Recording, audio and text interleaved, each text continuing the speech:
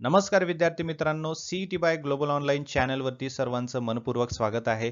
जर तुम्ही Maharashtra MBA CET 2026 ची तयारी करत असाल, तर हा सेशन सर्वांनी शेवटपर्यंत बघायचा आहे. कारण क्वांटिटेटिव्ह ॲप्टिट्यूड जो आहे, हा सर्वांसाठी प्रॅक्टिकल युनिट असतो आणि यामध्ये 2024 मध्ये विचारले गेलेले PYQs प्लस काही MCQs सुद्धा आपण प्रॅक्टिस करणार आहोत. हे सर्व PYQs आणि MCQs पर्सेंटेज या टॉपिकवरती असणार आहेत.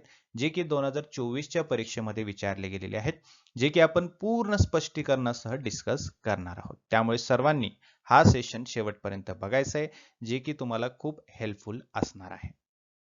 पुढे जाण्याआधी अत्यंत महत्त्वाची गोष्ट तुम्हाला सांगू इच्छितो.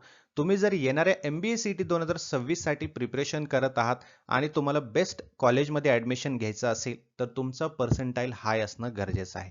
त्यासाठीच तुमच्या प्रिपरेशनला बूस्टअप करण्यासाठी ग्लोबल ऑनलाईन घेऊन आलेला आहे MBA CET 2026 कंप्लीट कोर्स, ज्यामध्ये तुमची पूर्ण तयारी करून घेतली जाणार आहे. तुमचा पूर्ण सिलेबस लाईव्ह सेशनच्या अंतर्गत कव्हर केला जाणार आहे. तेही मराठी आणि इंग्लिश या कंबाईन लँग्वेजमध्ये आपले इंटरॅक्टिव्ह सेशन्स असणार आहेत. बघा, लाईव्ह सेशनची एक खासियत आहे, तुम्हाला लाईव्ह इंटरॅक्शन करता येतं. काहीही डाऊट असेल तर तुम्हाला लाईव्ह विचारता येतं आणि काही कारणास्तव जर तुमचा लाईव्ह सेशन मिस झालाच तर तुम्हाला त्याचं रेकॉर्डेड सेशन सुद्धा मिळणार आहे, जेणेकरून तुमचं प्रिपरेशन कुठेही थांबणार नाही. तुमचं लाईव्ह आणि तुमचं रेकॉर्डेड या सेशनच्या द्वारे प्रिपरेशन कंटिन्यू राहील. त्यासोबतच तुम्हाला टॉपिक वाईज MCQ सुद्धा मिळणार आहेत, जेणेकरून तुम्हाला प्रत्येक टॉपिकची व्यवस्थितपणे स्टडी करता येईल आणि स्ट्रॉंग करता येईल. फुल सिलेबस नोट सोबत फुल सिलेबस मॉक टेस्ट सुद्धा तुम्हाला प्रोव्हाइड केले जातील, जेणेकरून तुम्हाला एक्झॅक्टली लाईव्ह एक्झामिनेशनचा एक फील येणार आहे. त्यासोबतच नवीन नवीन MCQचं PDF देखील तुम्हाला शेअर केलं जाईल, जेणेकरून तुम्हाला जास्तीत जास्त प्रॅक्टिस करता येईल आणि तुमचा कॉन्फिडन्स बिल्डअप करता येईल. तर आपल्या या कोर्सची बॅच जी आहे, न्यू इयर बॅच 1 जानेवारीपासून सुरू होत आहे. ही बॅच तुम्हाला जॉईन करायची आहे जर तुम्हाला बेस्ट कॉलेजमध्ये MBA करायचं असेल तर. तर या दिलेल्या नंबरवरती WhatsApp मेसेज करा, आजच मेसेज करा आणि ही बॅच जॉईन करा. किंवा सोप्या पद्धतीमध्ये करायचं असेल तर ग्लोबल ऑनलाईनचं ॲप्लिकेशन डाउनलोड करा. या ॲप्लिकेशनच्या थ्रू सुद्धा तुम्हाला ही बॅच जॉईन करता येईल. बघा, प्ले स्टोअरवरती जायचं आहे, ग्लोबल ऑनलाईन सर्च करायचं आहे, असं ॲप्लिकेशन तुम्हाला त्या ठिकाणी दिसेल. इन्स्टॉल करायचं आहे. ओपन केल्यानंतर ॲप्लिकेशन अशा प्रकारे तुम्हाला दिसेल. ॲप्लिकेशन ओपन केल्यानंतर या डॅशबोर्डवरती खाली बघायचं आहे, स्टोअर सेक्शन तुम्हाला दिसेल. या स्टोअर सेक्शनमध्ये गेल्यानंतर एक सर्च बॉक्स दिसेल. सर्च बॉक्समध्ये तुम्हाला MBA CET असं सर्च करायचं आहे. हा कोर्स तुम्हाला त्या ठिकाणी दिसेल. त्यावरती क्लिक करायचं आहे, जॉईन करायचं आहे. बघा, त्या ठिकाणी तुम्हाला डेमो लेक्चर सुद्धा दिसतील. जर तुम्हाला डेमो लेक्चर्स पाहायचे असतील, ते सुद्धा फ्री ऑफ कॉस्ट तुम्हाला तिथे पाहता येऊ शकतात. सो त्यानंतर तुम्ही जॉईन करून तुमचा कोर्स, तुमची जी प्रिपरेशन आहे ते स्टार्ट करू शकता. तर हा आहे तुमचा प्रश्न, जो की मागच्या सेशनमध्ये आपण विचारला होता आणि त्याचं उत्तर तुम्हाला सर्वांना सांगायचं होतं. तर दिव्या पाटील यांनी करेक्ट आन्सर दिलेला आहे, ज्याचा राईट आन्सर आहे option D, can not be determine. ठीक आहे. कारण बघा, या प्रश्नामध्ये काय सांगितलंय, हॅशचा अर्थ आहे लेस दॅन, ए लेस दॅन बी, बरोबर आहे. त्यानंतर ऍट द रेट दिलं होतं, त्याचा जो अर्थ आहे तो आहे ग्रेटर दॅन. ठीक आहे. मग त्याचप्रमाणे है ना, ए इज लेस दॅन बी असेल आणि बी इज ग्रेटर दॅन सी असेल. ओके. मग या दिलेल्या ऑप्शन्स पैकी काय बरोबर आहे? ए इज ग्रेटर दॅन सी आहे का? नाही, कारण बी हा सी पेक्षा मोठा आणि एचं आणि सीचं डायरेक्ट रिलेशन नाहीये, है ना. आणि असलं तरीही ए हा लहान होतो. आलं लक्षात. त्यानंतर ए इज लेस दॅन सी आहे का? या ठिकाणी ते सुद्धा आपल्याला डायरेक्टली सांगता येणार नाही, कारण रिलेशन इथे डायरेक्टली ए आणि सीचं दिसत नाहीये. ठीक आहे. ए इज इक्वल टू सी आहे का? नाही. हे तिन्हीही आपल्याला जमणार नाहीत, कारण इथे डायरेक्ट रिलेशन ए आणि सीचं कुठेच दिलं नाही. त्यामुळे ऑप्शन डी हा करेक्ट आन्सर येतो, कॅन नॉट बी डिटरमाइन. ठीक आहे. So Divya Patil, congratulations, very good, तुम्ही राईट आन्सर दिलेला आहे. चला आता वळूया पर्सेंटेजच्या PYQs कडे. ओके, सो सुरू करूया आता. बघा काय म्हणतोय हा प्रश्न. The population of a town increased from 40,000 to 46,000. 40,000 वरून 46,000 पर्यंत एका शहराचं लोकसंख्या जी आहे ती वाढलेली आहे. मग याने काय प्रश्न विचारलाय की what is the percentage increase. मग 40,000 वरून 46,000 पर्यंत गेलेला आहे, मग यामध्ये किती पर्सेंट वाढलेला आहे असं विचारलेलं आहे. ठीक आहे. खूप सोपा प्रश्न आहे. अगोदर आपल्याला डिफरन्स काढावा लागेल. बघा इन्क्रीज किती झालंय तर 46,000 झालेलं आहे. है ना? अगोदर किती होतं 40,000 होतं. म्हणजे -40,000 केलं तर आपल्याला कळेल की 6,000 ने ते वाढलेलं आहे. बरोबर आहे?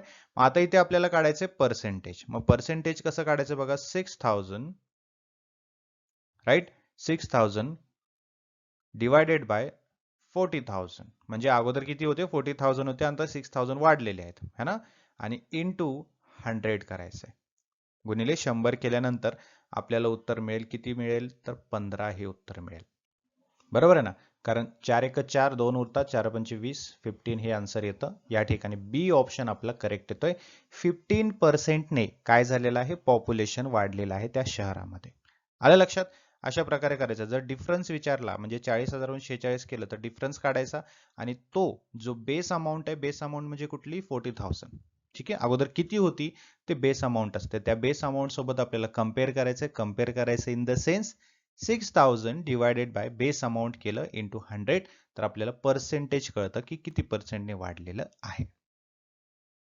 आता पुढचा प्रश्न बघा पुढचा PYQ आहे तो काय म्हणतोय बघा if the price of a commodity decrease अगोदर इन्क्रीज झालं होतं ठीक आहे अगोदर पॉप्युलेशन इन्क्रीज झालं होतं पर्सेंटेज मध्ये आता डिक्रीजचा प्रश्न आहे तर कसं करायचं बघा if the price of commodity decrease from 800 to 680 rupees find the percentage decrease आलं लक्षात आता इथे एका वस्तूची किंमत काय झालेली आहे 800 वरून 680 पर्यंत गेलेली आहे मग यामध्ये 800 वरून 680 पर्यंत जाताना किती पर्सेंटने घट झालेली आहे असा प्रश्न आपल्याला विचारला मग तो 10% आहे 12% आहे 15 आहे 18 आहे की 20 आहे तर सेम आपल्याला करायचंय 800 मायनस 680 करायचंय ठीक आहे आपल्याला किती उत्तर मिळतं 120 उत्तर मिळतं आलं लक्षात आता पर्सेंटेज काढायचं म्हटल्यावर काय करावं लागेल जे अमाऊंट डिफरन्स आलेली आहे त्याला आपल्याला कम्पेअर करायचं बेस अमाऊंट सोबत बरोबर आहे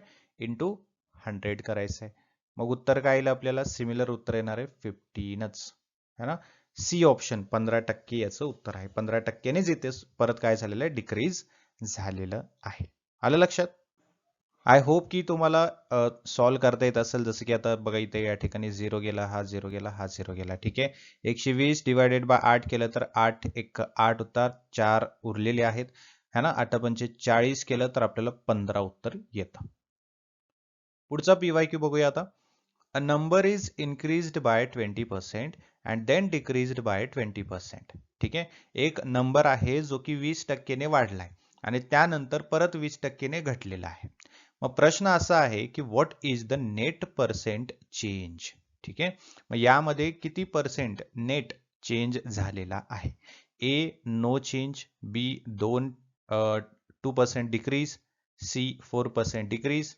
डी 5% इन्क्रीज आणि 8% डिक्रीज ठीक आहे आता बघा इथे 2% डिक्रीज म्हणजे मायनस मध्ये उत्तर यायला पाहिजे डिक्रीज म्हटलं की मायनस मध्ये उत्तर यायला पाहिजे याचा अर्थ होतो की डिक्रीज झालेला आहे आणि प्लस मध्येच असेल म्हणजे मायनस नसेल नुसताच अंक दिलेला असेल तर तो इन्क्रीज झालेला आहे आता आपण एकदा सॉल्व्ह करण्याचा प्रयत्न करूया बघा याचा पहिली गोष्ट फॉर्म्युला लक्षात घ्या नेट पर्सेंट चेंजचा फॉर्म्युला काय आहे तर A minus B minus A B divided by 100 असा त्याचा फॉर्म्युला आहे ए आणि बी काय 20 आणि 20 आहे तर 20 मायनस 20 मायनस है ना इथे काय 20 करेक्ट 20 इंटू 20 म्हणजे ए आणि बी आहे ना तिथे बरोबर आहे ना डिवायडेड बाय 100 असं उत्तर येणार आहे आता हे अगोदर आपल्याला सॉल्व्ह करून घ्यावं लागेल अगोदर गुणाकार सॉल्व्ह करून घ्यावं लागेल है ना 20 गुणिले 20 काय होतात 400 होतात 400 डिवायडेड बाय 100 केलं तर उत्तर येतं 4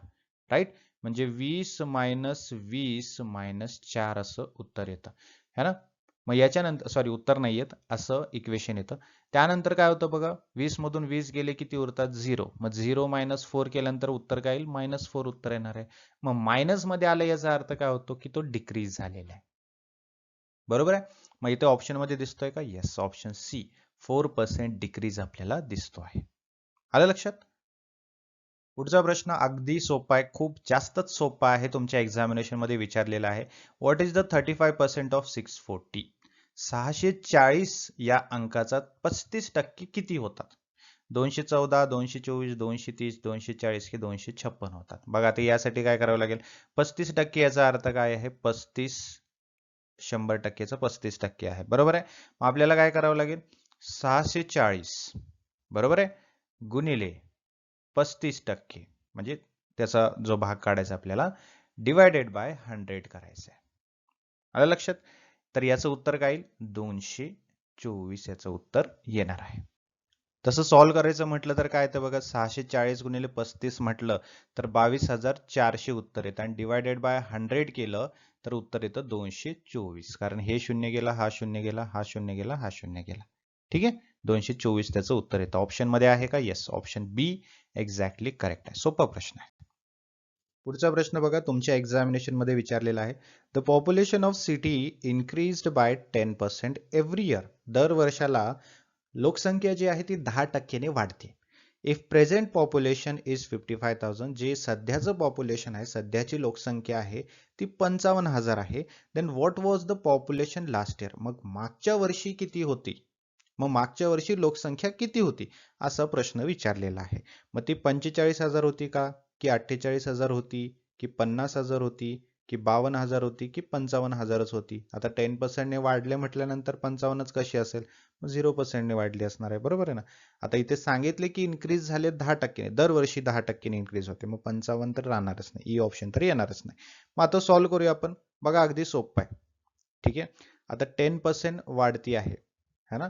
मग याचा अर्थ काय, 55,000 जे करंट आहे डिवायडेड बाय 1.10 आपल्याला करावं लागेल है ना. 10% म्हटल्यावर 1.10 आपल्याला करावं लागेल. मग उत्तर काय येणार आहे, ऑब्व्हियसली 50,000 येणार आहे. ठीक आहे, सो 50,000 आहे का ऑप्शन मध्ये, येस, ऑप्शन सी 50,000 त्याचं उत्तर आहे. पुढचा प्रश्न, in an exam 60% students passed. 60% लोक पास झालेले, 60% स्टुडंट्स पास झालेले आहेत परीक्षेमध्ये. If 120 students failed, total students are. आता इथे सांगितलंय की 60% मुलं पास झालेली आहेत आणि 120 मुलं फेल झाले. तर इथे पर्सेंटेज सांगितलं नाही, पण आपल्याला ते समजायला पाहिजे, आपल्याला तेवढी बुद्धी चालली पाहिजे. आता 60% पास झाले त्याचा अर्थ काय आहे, 40% फेल झालेले आहेत. आणि ते 40% म्हणजेच किती स्टुडंट आहेत, 120 स्टुडंट आहेत. आणि बाकीचे जे 60% आहेत ती संख्या आपल्याला काढायची आता, बरोबर आहे ना. मग यासाठी आपल्याला काय करावं लागेल, तर टोटल काढण्यासाठी आपल्याला 120 बरोबर आहे गुणिले 100% काढायचे ना आपल्याला, डिवायडेड बाय 40 करावं लागेल. आलं लक्षात. मग आपल्याला उत्तर काय येईल, आपल्याला उत्तर येईल बघा, हे गेलं, हे गेलं है ना. आता 120 गुणिले 10 जर केलं तर किती होतं, 120 आणि हा शून्य 1200 डिवायडेड बाय 4 है ना. 4 त्रिकम 12, 0 0 किती झाले, 300. 300 आहे का ऑप्शन मध्ये, बघा बरं, येस, ऑप्शन सी 300 हे उत्तर करेक्ट आलेलं. म्हणजे काय याचा अर्थ आहे की 300 स्टुडंट जे आहेत है ना, हे ओव्हरऑल स्टुडंट आहेत, त्यापैकी 120 जे आहेत ते फेल झालेले आहेत आणि बाकीचे जे उर्वरित आहेत ते काय झाले, ते पास झालेले आहेत. आता सिमिलर जशी तुमच्या एक्झामिनेशन मध्ये प्रश्न विचारले तसेच काही MCQs आपण आता प्रॅक्टिस करूया. बघा, the salary of an employee is increased from 24,000 to 30,000. What is the percentage increased. 24,000 वरून 30,000 पर्यंत काय झालेलं आहे, वाढलेलं आहे, बरोबर आहे.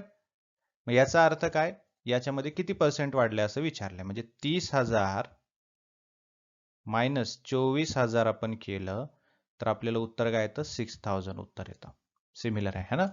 मग इथे काय करावं लागेल, आपल्याला बेस इयर सोबत कम्पेअर करावं लागेल. मग 6,000 हा डिफरन्स आहे, बेस इयर आहे तुमचा किती, 24,000 बरोबर आहे, इंटू 100 करायचं आपल्याला. आलं लक्षात. मग इंटू 100 आपण केलं तर आपल्याला उत्तर घेतील, आपल्याला उत्तर येतं 25%. आहे का 25% ऑप्शन मध्ये, येस, ऑप्शन सी 25% त्याचं उत्तर बरोबर आहे. पुढे बघा, the price of mobile phone is reduce from 15,000 to 12,750. Find the percentage decrease. आता डिक्रीज झालेलं पर्सेंटेज आहे, तर आपल्याला काढायचं किती पर्सेंटने डिक्रीज झालेलं आहे. तेच आपल्याला करायचंय, 15,000 मायनस 12,750 बरोबर आहे. उत्तर किती येतं आपल्याला, 2,250 येतं उत्तर येतं, बरोबर आहे. मग 2,250 ला आपल्याला बेस इयर सोबत काय करावं लागेल, कम्पेअर करावं लागेल, बरोबर आहे ना. इंटू 100 केलं की आपल्याला उत्तर येतं किती पर्सेंट, 15%. ठीक आहे. आता हे सगळं सॉल्व्ह करून दाखवणार नाही, हे सॉल्व्ह तुम्हाला करायचं कारण हे बेसिक गोष्टी आहेत. हे सॉल्व्ह करायला तुम्हाला तर यायलाच पाहिजे. ठीक आहे. सो 15% हे त्याचं आन्सर येणार आहे ऑप्शन सी. पुढे बघा. A number is first increased by 10% and then increased by 20%. What is the net percent increased?